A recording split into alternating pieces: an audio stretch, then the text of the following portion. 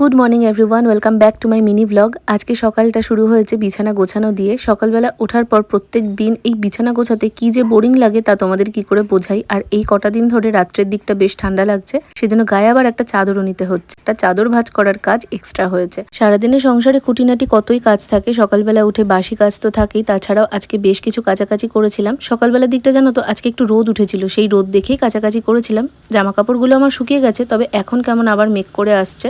এদিকে রোদের ভরসায় 3-4টে নাইটি আমি রেখে দিয়েছিলাম, সেগুলোকেও এখন কেচে নিলাম। তবে রোদ তো নেই, আবার বাইরে দিলে বৃষ্টি চলে আসলে ঘর থেকে দৌড়ে আসতে আসতেই ওগুলো ভিজে যাবে, সেই জন্য ভেতরেই মেলে দিলাম। ওদিকে রিন্টুও বেরিয়ে পড়েছে। রান্নাঘরে গিয়ে বড়া ভাজতে ভাজতে দেখি বৃষ্টি শুরু হয়ে গেছে। কি ভাগ্যিস জামাগুলো ভেতরে মেলেছিলাম। বৃষ্টির এই ঠান্ডা ঠান্ডা ওয়েদারে লাঞ্চ কমপ্লিট করে দুপুরবেলা ঘুমানোর মতন সুখ মনে হয় আর কোনো কিছুতেই নেই। তবে কদিন ধরেই আমার প্রচণ্ড ফুচকা খাওয়ার ক্রেভিং হচ্ছিল, যেটা আমার বাজারে গিয়ে খাওয়া হচ্ছিল না। আজকে দেওরকে দিয়ে ফাইনালি ফুচকাটা আনিয়েই নিয়েছি।